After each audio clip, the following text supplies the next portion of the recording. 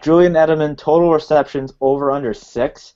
I think Goody said too. I expect him to have a big game. You got to take some chances. That's why I think Brady's going to have a pick. But like I can see Brady getting the trophy. I can see Kraft getting the trophy. I can see them an awkward moment with Goodell. I can see Belichick getting the Gatorade dumped over him. I'm realistic enough to think it's like 28-24, something like that. Like I think it's do this Deflategate. If they win, I expect this from both Belichick, Brady, and Kraft to just go. Like most cold-blooded assassins, Tom Brady never, ever forgets. I'm 100% confident that we're going to win this game. The Patriots are going to win this game. 100%, and I'm going to tell you why. Because as much as we're saying that this is the most important game, it's 10 times more important to Tom Brady and Bill Belichick.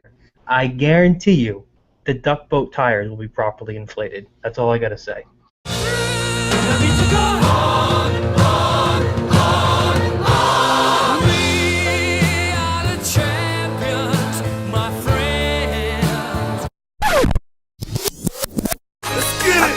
Motherfuckers, I'll be right back. Shooting dice in my hood, musta lost 8 stacks. Ain't nothing to a G, hop back in my Maybach.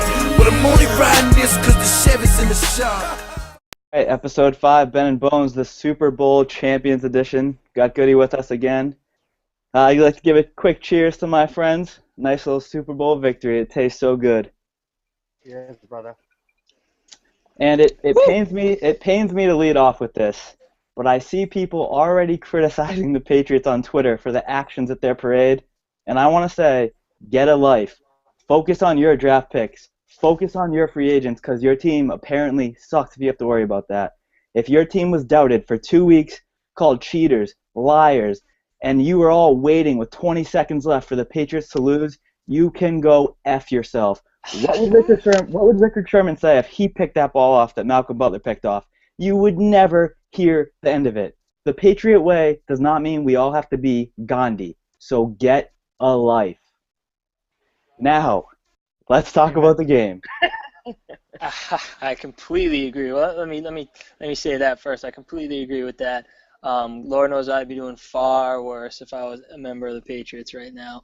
I could envision it in my mind if the Seattle Seahawks won, what would be said about them, about the Patriots. All the shit that'd be talked, just coming from the Patriots, not coming from Seattle Seahawks, not even coming from the media. So I say keep it up, keep posting shit on Twitter, make new T-shirts about the ripping on them. I love it. I'll say the bitch mode was a little uncalled for, still funny, but a fan threw that on the bus. So just give it a rest. Yeah, I think I haven't heard any of this. What are they? What are they criticizing us for? Edelman punching the guy and Edelman's stuff, like Gronk drinking too much, which he does that every day of the week anyway. I mean, dude, I saw the people saying that he's drinking in public. He should be arrested or something like that. That's Florio, unbelievable. Mike Florio, he should get a citation. And he's dead serious about that too. That guy doesn't have a freaking humor bone in his body. But no, I did think the bitch mode is definitely. I mean, if he didn't have as good of a game as he did, which I think he recorded 140 total yards, but I still think it's pretty clever and. It was fun. I never thought of that before. So the perfect T-shirt for Darrell Bevell because you. Seriously. You know what I mean? It's like no one in their right mind thinks Marshawn Lynch is a bitch. He's like the coolest guy ever. Yeah. I would love it if he was on our team. But it's a great shirt for their decision to be bitches. Exactly. Well, let's stop being so petty and let's get into the game. I'll first like to hear how did you kill the day leading up to the game, Jack? So I can't watch pregame shows. It bothers me. Like no doubt. Like I can't even. When someone's talking about my team, I can't handle it. So you're going to make fun of me for this because this is fucking crazy. But I put my headphones on. I got my tablet right in front of me. I played the Spotify top country hits, and I played solitaire for like 4 hours. I didn't even turn on the TV, bro, until they ran out Dude, this gotta be a better game on your iPad or your whatever tablet. No, solitaire. I love it. It's great. Angry Birds, maybe. Switch Oh, it okay, up. old school. I felt like I was on the team because I didn't hear any of the noise until they ran out of the tunnel, and I came in when they ran out of the tunnel. So and I drank, obviously. That was Yeah. about it. Goody? I had a very fun-filled day. Woke up. I went to I think 9:30 mass. Had to get my last prayers in. Straight to the beeline to the gym where I set probably I don't know what would you say, Ben? 9 to 12 Snapchats of me just going absolutely nuts. Enough Snapchats to the point where you told me you gave yourself a headache. I was just screaming. From the gym, spent like an hour there, came home, played Call of Duty, played NBA 2K until the game pretty much. Yeah, Grubbed I out a think little bit. I know at least Jack was. I'm sure you and my roommate were. The night before, I just tried to stay up as late as possible, drink as much as possible, sleep in as late as possible, and then during the day, I just like watched golf, watched some movies, did some Yeah. superstitious stuff, and then kind of just wrote it right into the game. Definitely agree with not watching any of the pregame. I don't think I watched any Yeah, of it. I did not watch. I probably turned it on at 6. Yeah, same. But yeah, that's I how I forget spend my that for day. you because you guys have it way worse than I do because you have to wait all the way till 6:30, like 3:30 Yeah, for me. That's Yeah. fine. I can manage that. 6:30, like holy shit, that's it's crazy. it's a long day. Like even on Super Bowl Sunday, not Super Bowl, on football Sundays during the season, 1 o'clock seems like forever for me. So I know. 6:30 was tough. So, Goody, let me transition into this. I know last week, you were dead set that we were going to win the coin toss and defer, and that's how all your game plans went. Yeah. So That's when all I thought about. I only thought about Goody when we lost. I was I like, did, I did too. So what were your thoughts when we lost the coin toss? Well, yeah, I knew the Patriots had to score first, so I was excited about that. It was definitely not because I honestly I knew that like something was going to happen, like it did happen with them scoring at the end of the half. I knew at that point I thought a field goal was going to be murderous, but that touchdown is another story. But then after the first like 2-3 plays, you didn't really see like confidence out of the offense. And the first play was just like a weird throw to Gronkowski, delayed screen kind of to see if he could Yeah, yeah, it was really weird. like muscle Sherman. I think they wanted it to do, but the linebacker got over in time. They had I think one first down, and then yeah, I was a little nervous. I didn't like the coin toss. I'll leave it at that. Let me say first, if we were judging the game by intro music, the Patriots should have won by 5,000 points. What did the Seahawks come out to? Like Beautiful Symphony or something? It's bittersweet symphony. Yeah. Oh my God, that's sad. What was our song? I forget. The Sandstorm one that we always come out to? No, Ozzy Osbourne, right? Oh yeah, sorry. Yeah. Crazy Train. Man, I still can't believe it. I gotta take a pause on this podcast. I still can't believe it. Has it hit you yet? Like I was watching the parade. I was like, we won this fucking game. We won it. It hit me at the parade when they were driving by and I saw like Bill Belichick holding the trophy and I was like, thank God it's cold out so I can pretend like my eyes welling up because it's just chilly. Yeah. And Butler drove by. I was just like, thank you. And man, it felt so good. I got the gun, but I just had to say that. Yeah, no, I got a couple things we'll talk about the game first, but I got a couple things to bring up for like going into next year for the Seahawks if we can wait on that. But I got one pretty alarming stat if I'm the Seattle Seahawks management. We can talk about that later. So give me.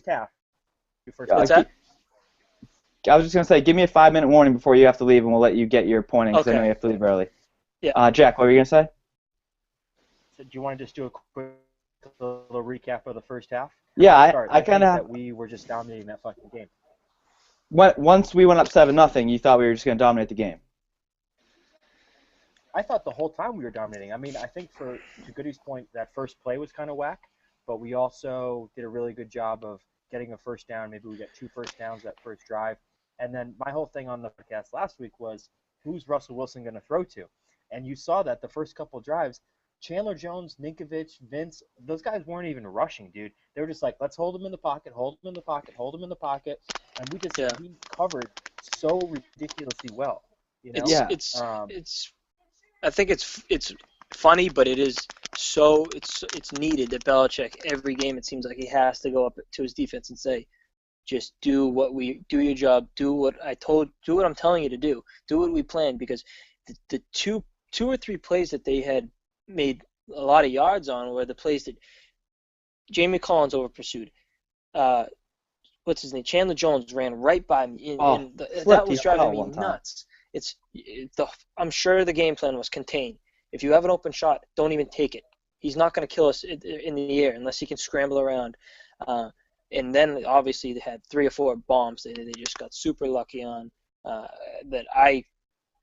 Going into the halftime, that was brutal.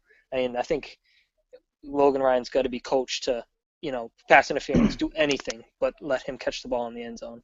Yeah, it's like, Jack, when you were saying how we were dominating the first half, I felt that too, so good. Like, was it LaFell up 7-0?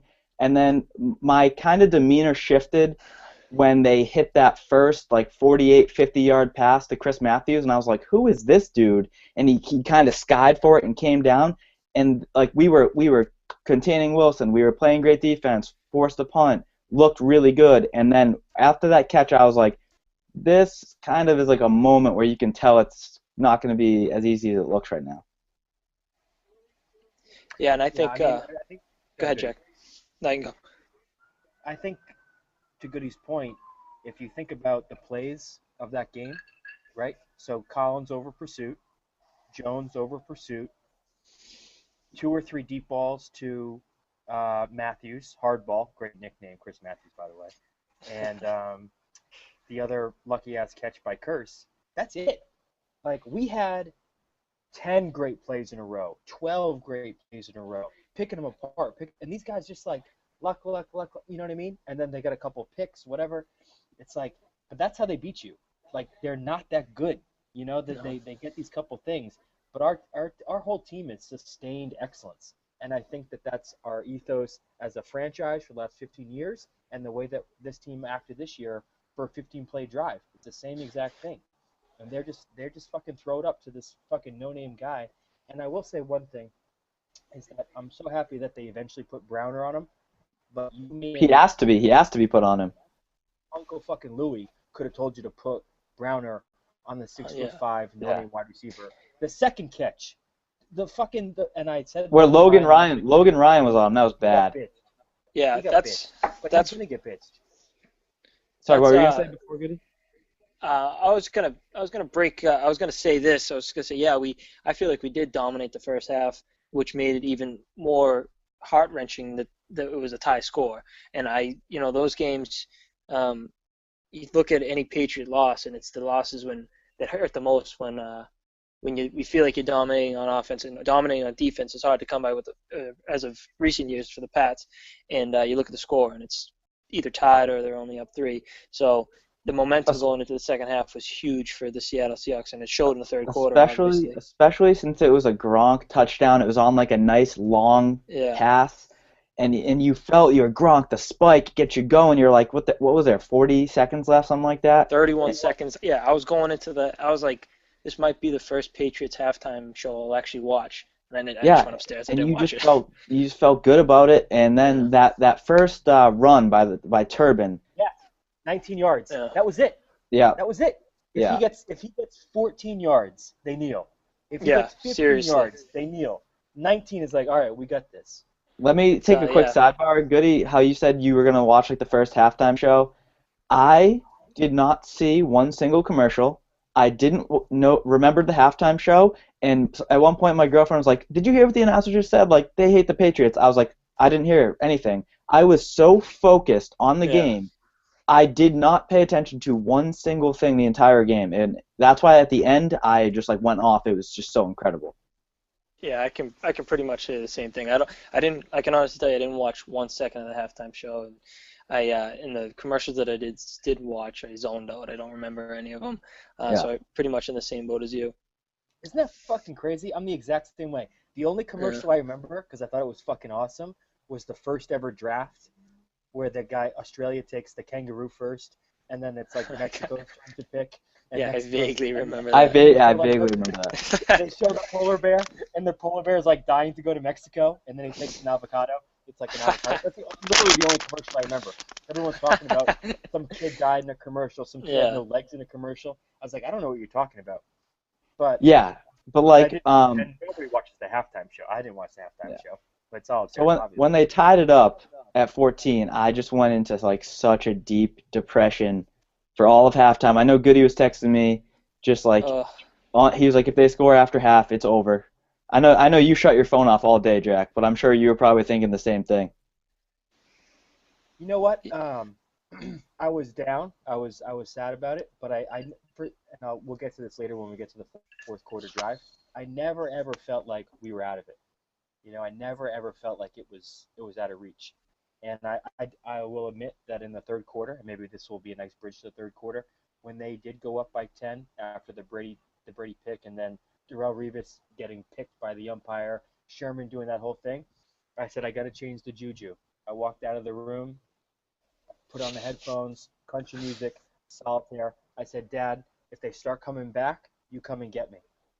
He didn't come and get me for like 15 minutes, and I started Oh, freaking out, like about to cry, oh, dude. I was so fucking depressed. I come back in.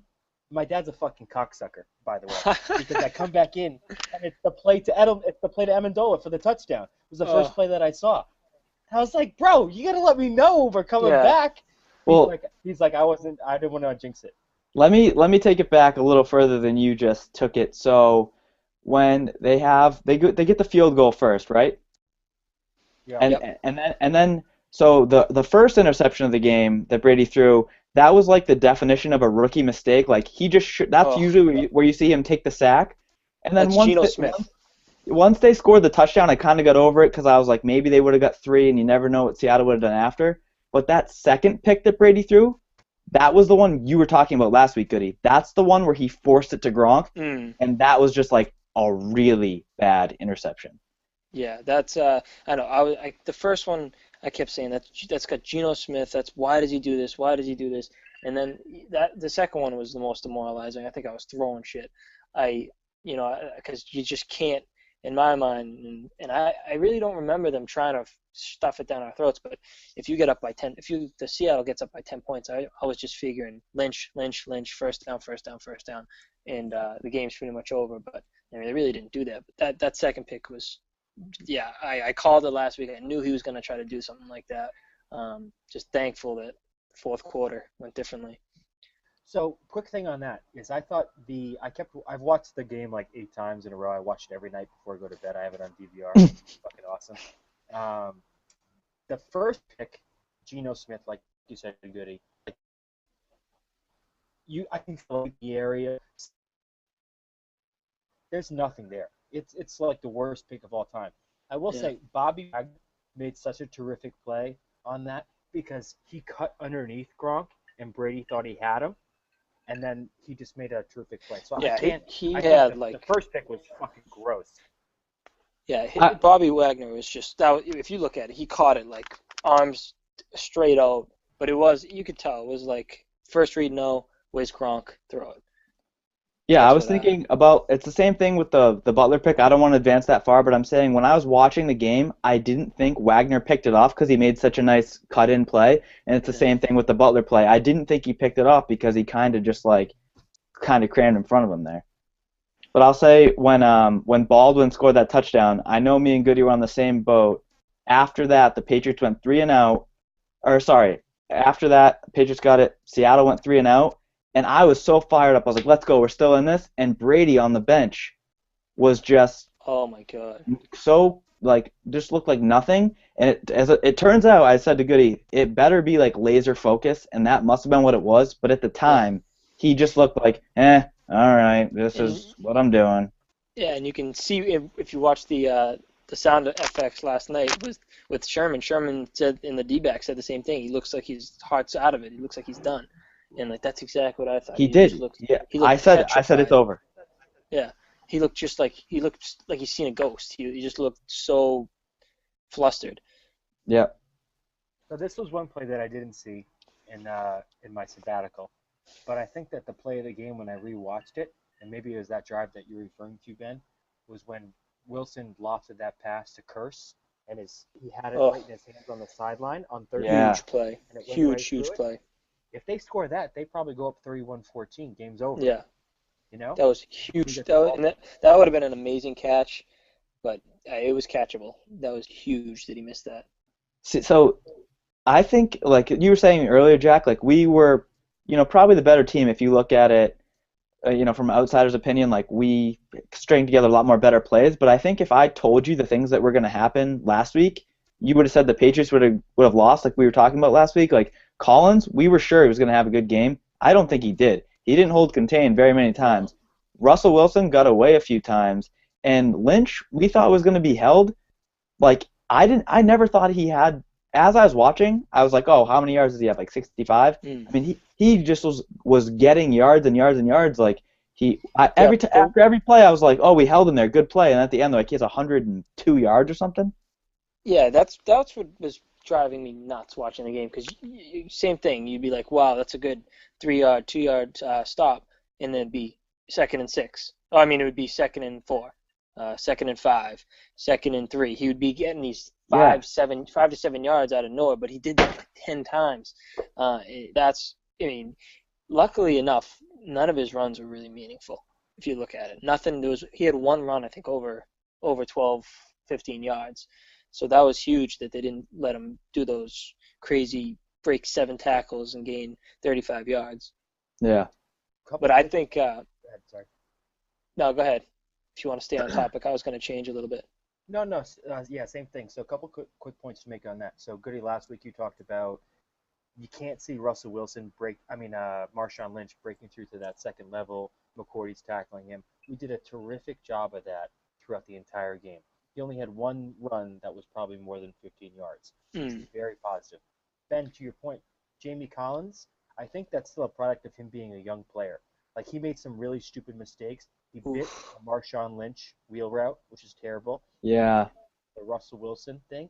But if you also watch a couple of his plays, he stacks and sheds linemen and gets to Lynch really, really well. So he had a good thing. But I also think one of the underrated players of the game is, I love linebackers, is Dante Hightower. I mean, he made the game-saving tackle. The last play of the game, the second to last play of the game, that tackle. But the whole game, like, you need, like, I don't know how you guys watch games. When I watch games, I'm thinking about, all right, who do we have versus who they have? I got a fucking monster in Dante Hightower. He's a beast. He's not going to stay with a tight end. He can't keep up. But he's not a run stuffer like Brandon Spikes. He's somewhere in between, which is probably perfect. And he can tackle Lynch and not let him get those 5 extra yards. Yeah. I thought they played solid. I mean, I Lynch just is the think best running back in the league, dude. it was for me. It was the 2 plays that I'll say about Collins. There was one where I was like, it's Collins. He's gonna get Wilson. Wilson was scrambling out to his left, and Collins just like got left in the dust. And then there was one that was earlier with Ninkovich, and he had contain, and like he was wearing ballerina slippers, like he just slipped right on the grass and fell. And I was like, no, Nink. Yeah, to pick on Collins, I mean, I think he did. I think in the first and second quarter, I think he had some good plays clogging the line. But that last drive, the Lynch 31-yard pass, how do you follow? How do you bite on the slant that's going to gain you 6 yards and you let up for 31? That's huge. He bit so hard on that sluggo, and that was just like terrible. That's something that I'm sure Bill's going to grab him for next year and say, in this situation, man, 7 yards is not going to kill you. You fucking moron. Yeah, Jeez, but I think on defense, I think wanted like MVPs on both sides of the ball. You guys want to do that? Oh, I thought you had one. Oh no, well, I'll start it off, but on defense, actually I'll start off on offense. I think Edelman obviously is on a different level, but I think 3 huge players. I think Brian Stork played unbelievable, the center. Vereen and Amendola. Amendola came up huge. Brady got sacked one time. Yeah, one time. And I remember that was a third quarter first play of the drive. But I think Amendola had I think he had 3 or 4 first downs where he broke like 1 or 2 tackles. Yeah. I think he played I, very s- well. I said that last week. I was like, if he shows up, if he gets a big play, then that's when the Seahawks are gonna know, like, oh crap, their probably worst receiver on the roster is getting a good pass, and Yeah. he got a key touchdown, and it was great. I think Amendola was on the verge of maybe being released. I think he secured a spot, and I think Vereen for sure. If they don't re-sign Vereen, they're out of their mind. Well, he was good. Vereen was good all year, and he had 11 catches in the Super Bowl. That was Yeah. awesome. Oh my God. Yeah, I know, but you could just tell with some, obviously with the Patriots, Ridley's gone. Sorry, Jack, but I was, I was hoping Vereen wouldn't be a casualty, but I think they have to sign him. You have to fucking sign that guy. That one-handed catch on Oh, whatever drive that that was was. underrated. Nobody Oh, really talked about Oh that. my God. He's ridiculous. He's a rich man's, he's a billionaire's Kevin Falk is what he is. Yeah. He's In so fucking, and that's our offense. He's throwing it in the flat. Go make a play.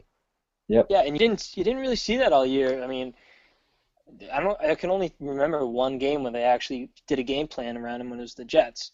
The first time they faced the Jets when they fed him probably I think he had 7 or 8 catches, but when it comes down to it, I think he's top 3 receivers on our team. He's fucking money. And you know what? I was calling the entire Seattle has a very fast defense. Run a fucking draw with Vereen. And they Mm. finally did it with 2:40 on the clock when they were on like the 18-yard line and he got 11 yards or 9 yards, whatever it was. He's a fucking stud, dude. And my biggest fear is that a team like the fucking Colts or the Jaguars or some pussy-ass organization who never spend any money and be like, oh, well, the Patriots are so sick. Let's get the Patriot guy and pay him 10 times, you know?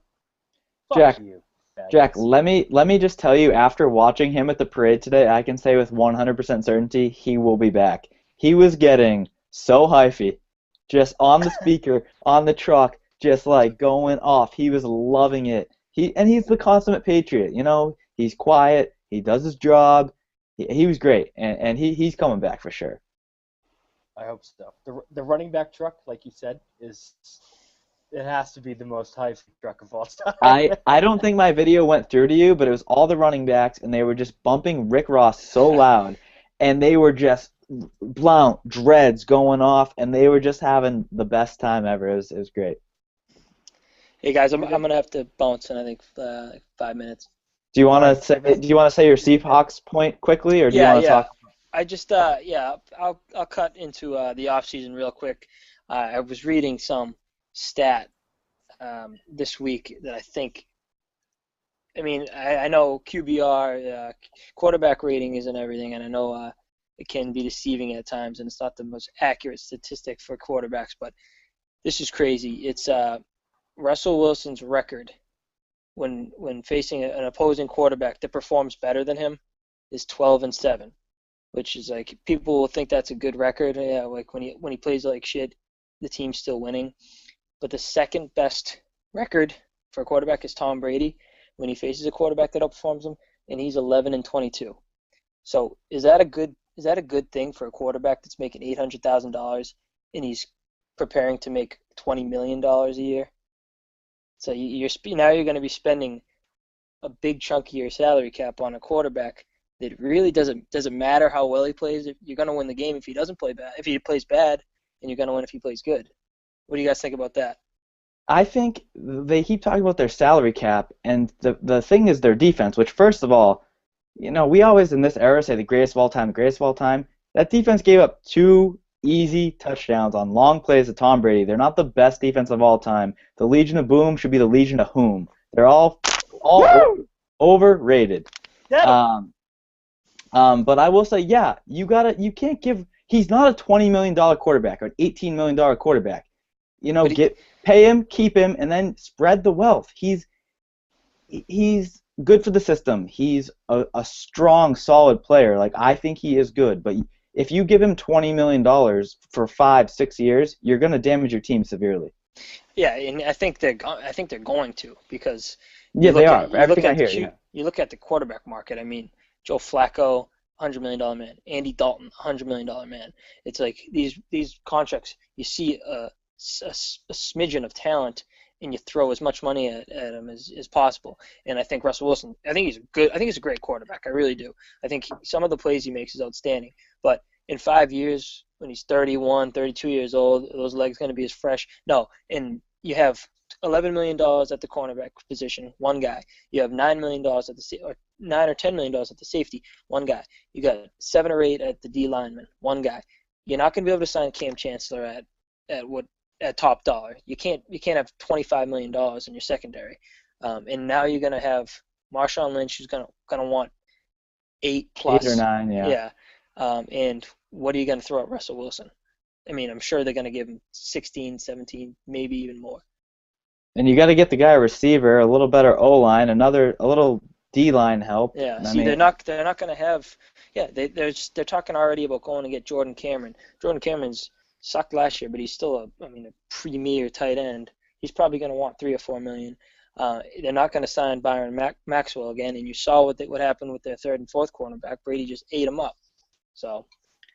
Let me say quickly before you leave, I heard on the post game about Therod Simon and how on every Edelman catch that he had, he was like throwing his hands up like, what? Like, dude, he didn't push off. You're just getting absolutely pushed by him.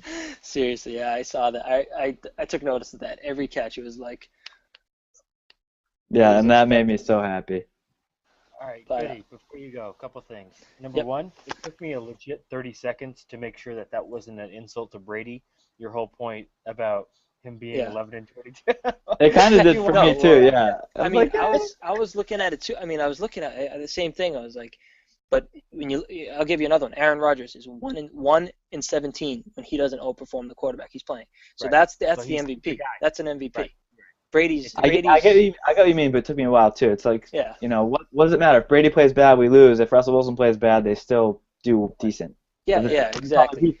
So it's like, all right, Rodgers and Brady are $20 million guys, essentially. I got 2 questions before you go. You can answer them in whatever order you want to go with. Number 1, Malcolm Butler pick. Number 2 is that you referenced earlier the sound effects, which I watched on Showtime. I don't know if you saw the same thing. I'd like you to comment on that as well, because that was the greatest Patriots porn I've ever watched in my life. Yeah, I'll start off with the Malcolm Butler pick. I did something similar to you. I was sitting on one end of the edge of the room and I had a football in my hand the whole game, and I switched up with my brother, and I switched up right at the beginning of the fourth quarter. So I was posted up right next to the TV, and I was cursed when that Kurt Jermaine curse catch. I honestly could not believe it was happening again to us and to the Patriot Nation. I was so low, you have no idea. I was getting ready to become a recluse. It was so bad. So I see the Marshawn Lynch run. I see probably 70% of me is like, fuck you, Dante Hightower. Let him in the end zone. 70 to 90% probably chance they're going to score. Then, I see Ayers fighting for the ball. I'm like, all right, you should see they want this at least. For some reason, I knew they were going to pass. So when they lined up, especially, I knew in shotgun. And I see Lynch running out. My eyes are just focused on Lynch because I think it's just going to be a dump pass to him. And I just see him cock back, chuck it. And honestly, every time I watch it, I think Malcolm Butler's going to drop it, even in the replays. Yes. Same. Dude, I just think I think like they're going to call it back or something. Pure elation. Just, can't even describe it. I'm sure you guys feel the same way. I was humping my brother on the ground. I was just going nuts, dude. Absolutely nuts. Champagne. I'll save my reaction for a little later so I can get a little more into detail. I know Goody has to take off. And for part 2, that was on so freaking late here, but I did stay up until 12:30 whenever it ended. 2 things: the Brady pregame speech. Oh my God! Brought me to tears. That was just, his like squeaky voice, just like the best thing in the world. When you can tell he's like screaming, like your family's honored. Yeah, it's just like the best. I think, I don't know. You can tell he's just giving it all.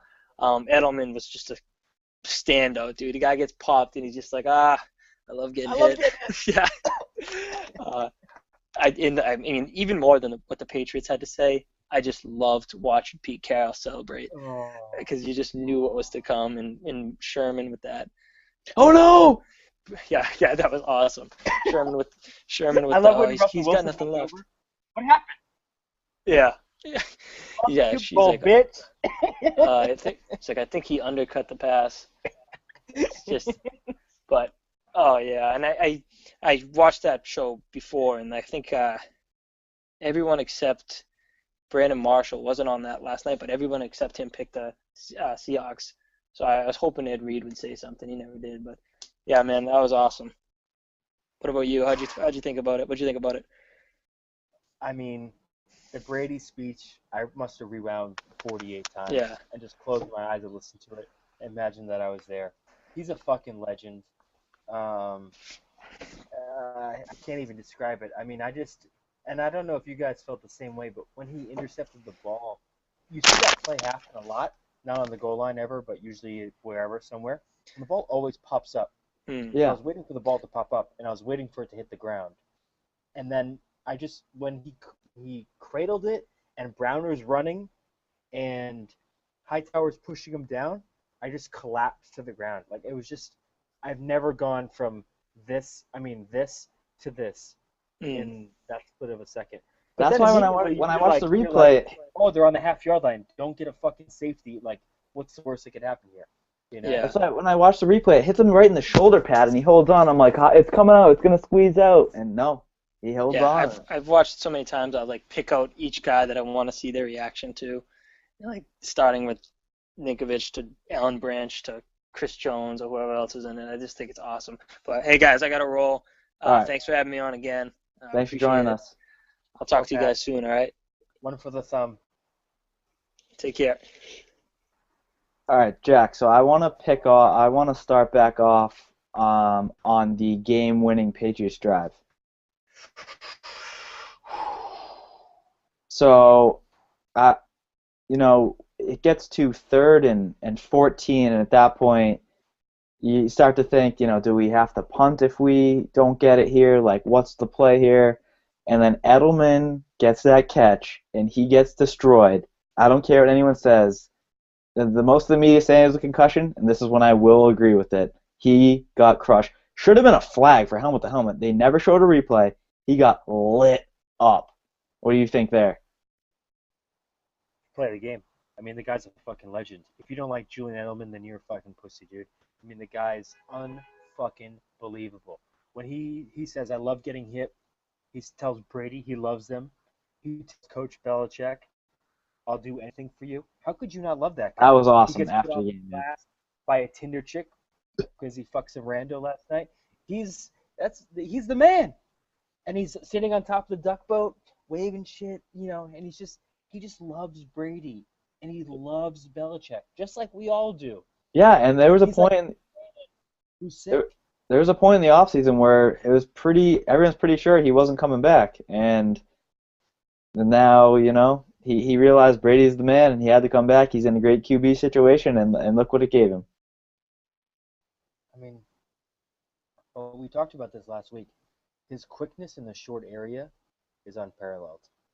And he did that to those guys time and time again. That move Right? for the game-winning touchdown, which first, the way they got there, that Earl Thomas hit for the extra 15 yards, I mean, that's like inexcusable at that point for him.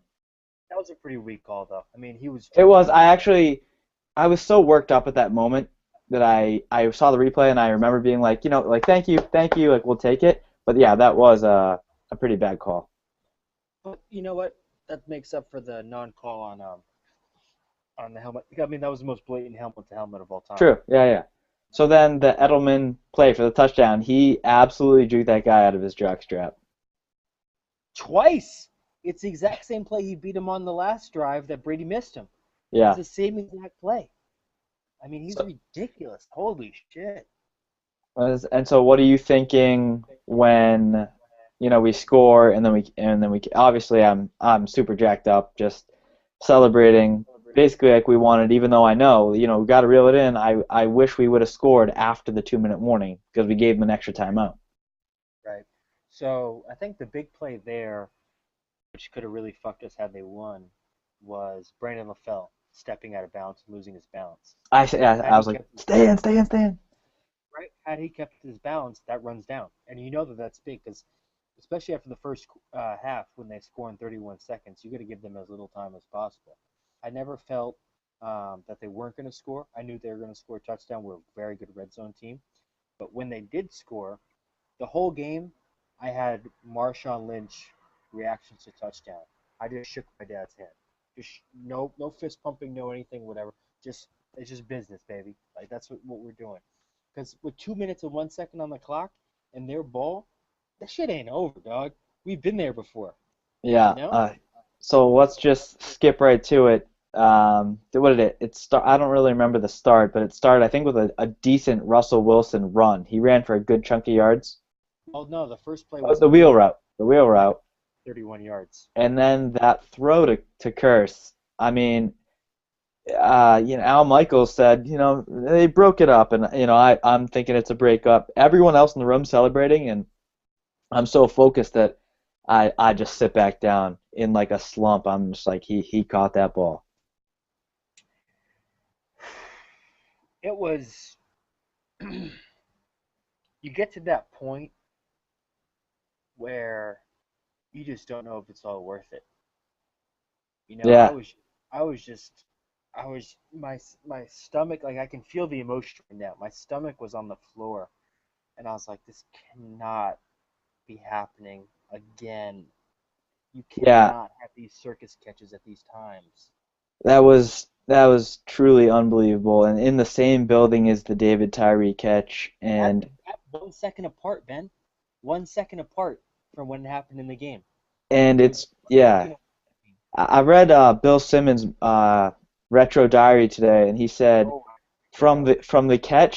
the Curse catch to the interception was like the 2003 Aaron Boone home run to the Red Sox 3-0 comeback against the Yankees, but without 12 months in between. It's like you're that low, you're just so low to as high as you can possibly be, and that's exactly what it was.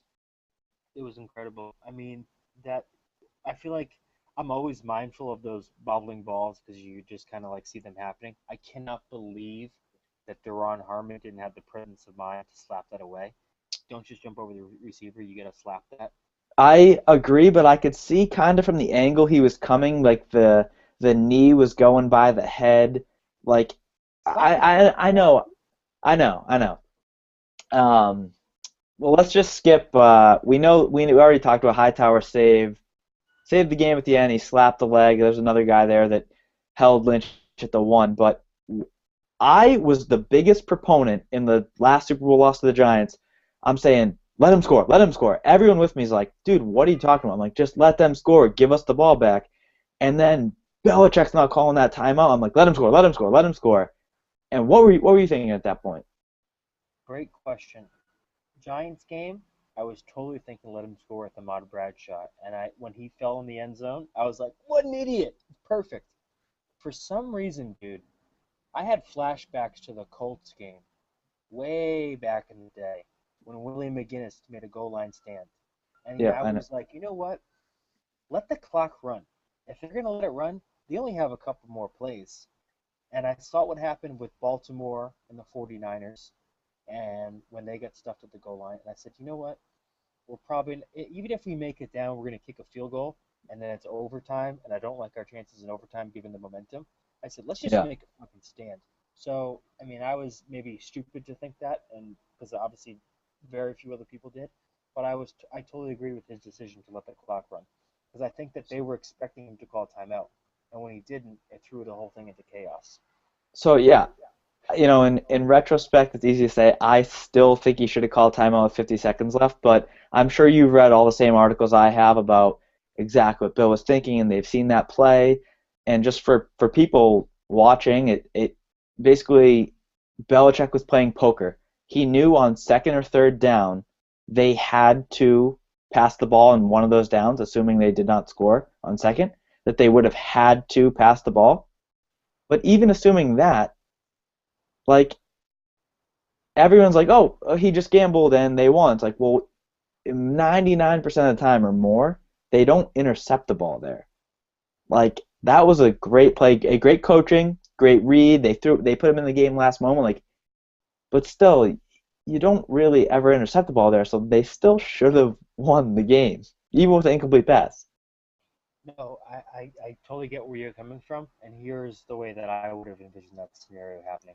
You read the stat, I'm sure, that Marshawn Lynch had 5 rushes from the 1 yard Yeah, line yeah. once, so he's not that great of a short yardage rusher, even though it's totally contrary to how you think he's on film.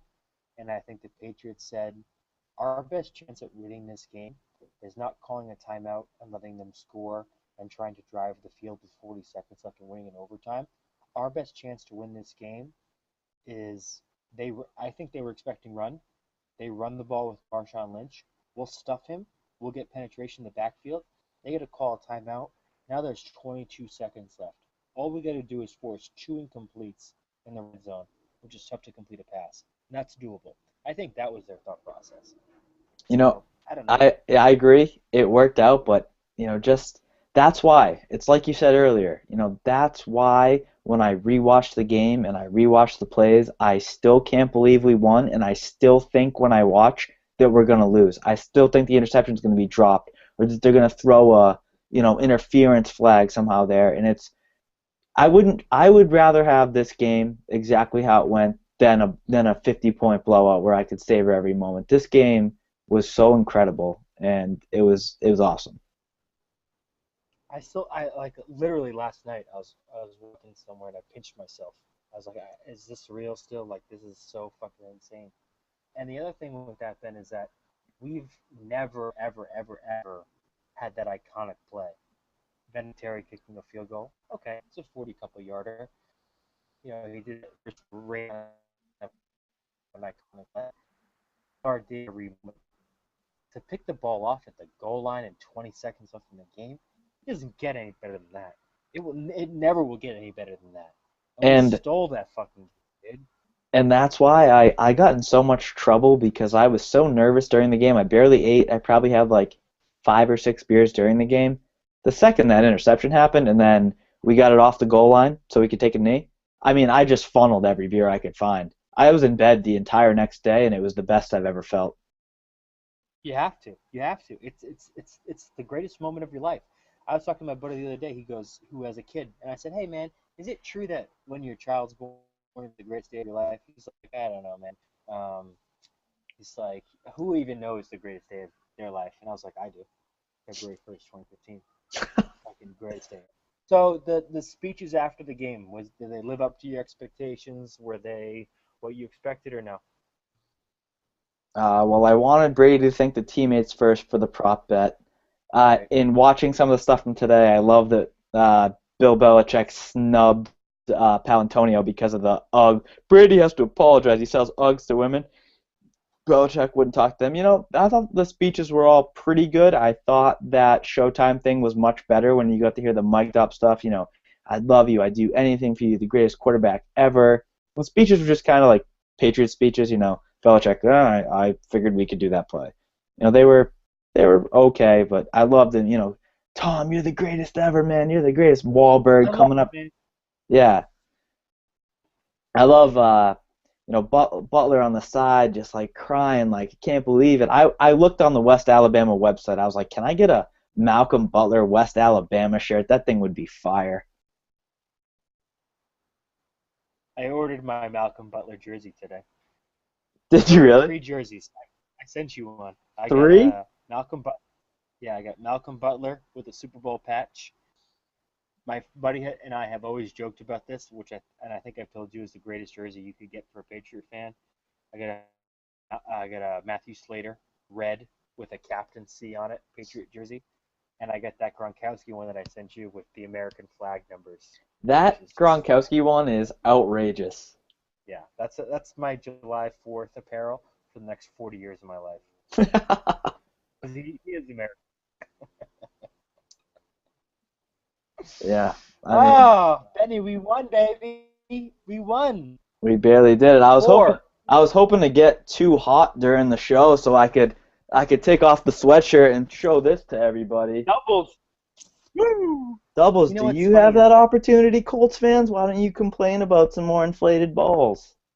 the best Super Bowl apparel is the type that you're wearing right now, like the OG shit that you just get from Champs or Models or some shit like that. You know what I mean? Yeah. Like Nike tries to be all fancy with their stuff. I don't even know if that's Nike or not, but like I wear this I have a mock turtleneck from the Carolina championship that I wear all the time. That's just like it's just gangster, you know? This is Nike just because they're the official sponsor now, but Yeah. um, It's you got any final Super Bowl thoughts? I still want to do the golf picks, but that's pretty quick. We got plenty of Super Bowl time if you have any thoughts on your rewatches or anything like that. I mean, it's just I c- people say this like people who have won Super Bowls and they say that they can never take it from you. And I have to keep reminding myself of that. Like for some reason I had this thought like they're gonna replay it down and they're gonna give it to Marshawn Lynch and we didn't and maybe that's how Giants fans felt when Terry made the catch. And I totally think that we did deserve to win the game, but the fashion in which we did it, it just makes me be like, what? Like how did that happen? I It's I so completely crazy. agree. It's like I don't think he's gonna run it in, but I think we're gonna drop the interception. And my last thought would be, I wanted to lead the show with this, and I don't know how many people are gonna make this far in the show, but before the parade comments happened, I thought, don't be so quick to make a judgment. And I don't mean this like don't judge a book by its cover. I'm talking about in sports. Dilfer makes the comment after the Kansas City loss. The Seahawks are the greatest defense of all time. Russell Wilson's the next best great quarterback. The Patriots are going to lose when they're on the 1 yard line. It's like, you never know what's going to happen until it happens. And now you need all the facts, and I'll tell you this much. All the facts are in. Brady is the best quarterback of all time. And Matt Hasselbeck, or Tim Hasselbeck, was saying he'd rather have Peyton Manning's career than Brady. I was like, dude, are you like stupid? And he said because a lot of quarterbacks copy Peyton Manning. I was like, so you'd rather be copied and have one ring and 3 appearances than have 4 rings tied for the most, and you hold every playoff record ever? You're brain dead. It makes no sense whatsoever. It's a ridiculous comment, and I totally agree with you. I think that everybody's guilty of that. Everybody's guilty of the knee jerk reactions, and we always say it's a 24-hour media and all ESPN all the time. Look, everybody's guilty of it, but you make a great point. You gotta. I mean, we see this every single year in the NFL. Teams grow. The team that you are in your first week against the Dolphins is not the team that you are against the Seahawks in week 19. Yeah, and Your same to team be said about those Giants teams that beat us. It's like they didn't look good most of the year. You can get hot, you can change, you can kind of click for a moment and figure out what things are. Like it doesn't have to be, you don't have to be, blowing people up 53-0 in the first game of the year and do that all the way through. Well, that's why I think that I totally forgot what I was gonna say. Well, last question of football. So the Vegas already has the Seahawks as a higher favorite to win the Super Bowl than us next year. What do you think about that? It's ridiculous. I mean, the ridiculousness of it is not our team versus their team. The NFC is so much better than the AFC. It's a joke. Like I don't foresee any team like we saw how Peyton Manning played. That's the number 2 team. Who's the number 3 team? Andrew Luck. We own Andrew Luck. Who's the number 4 team? Like it doesn't matter. There's legitimately right now a more than 50% chance that we win the AFC just because the division is so bad, right? Yeah, I wouldn't even get it. I wouldn't even go that broad, AFC versus NFC.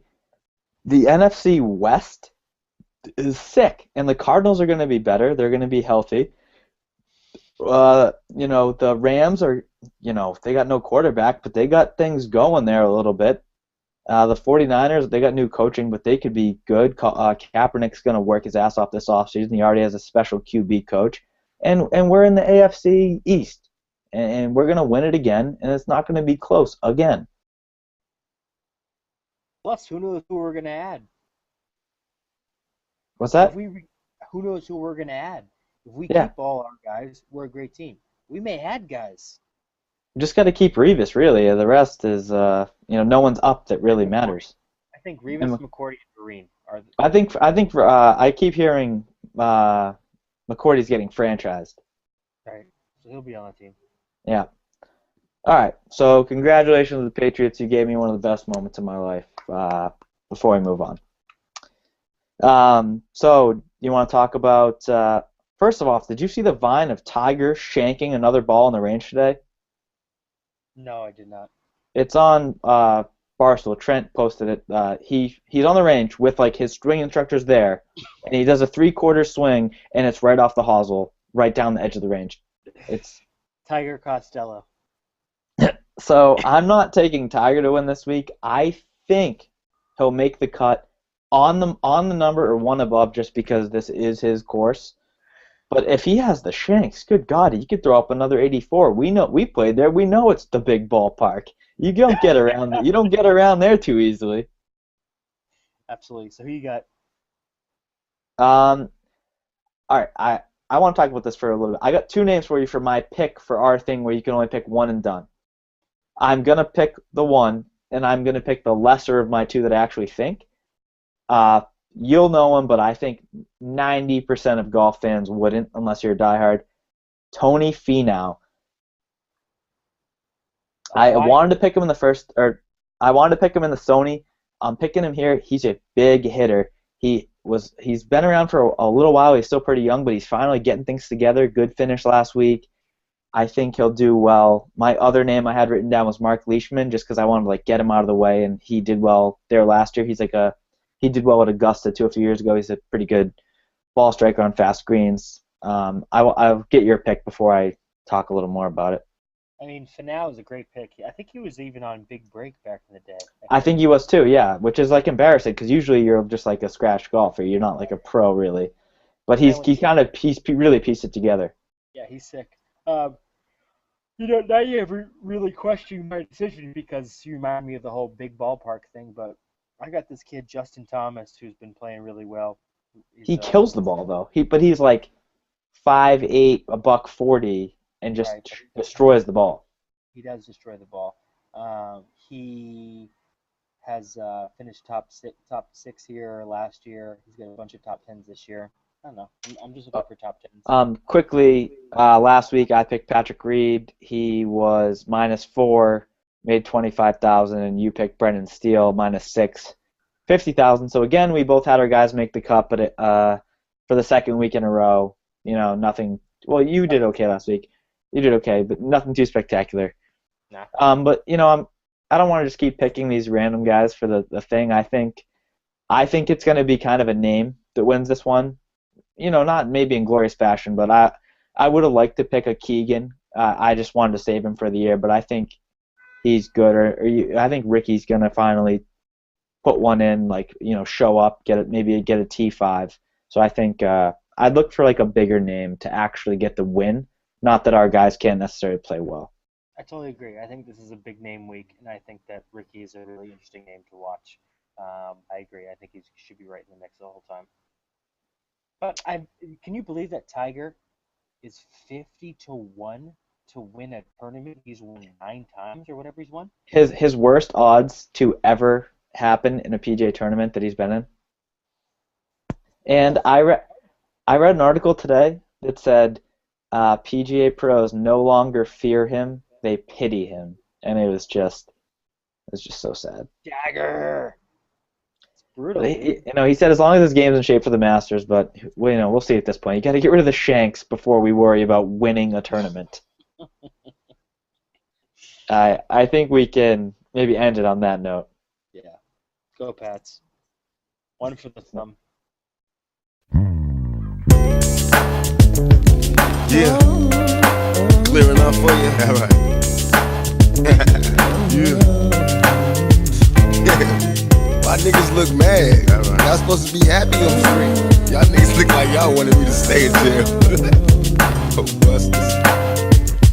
Picture me rolling in my 500 Benz. I got no love for these niggas. There's no need to be friends. They got me under surveillance. I swear somebody.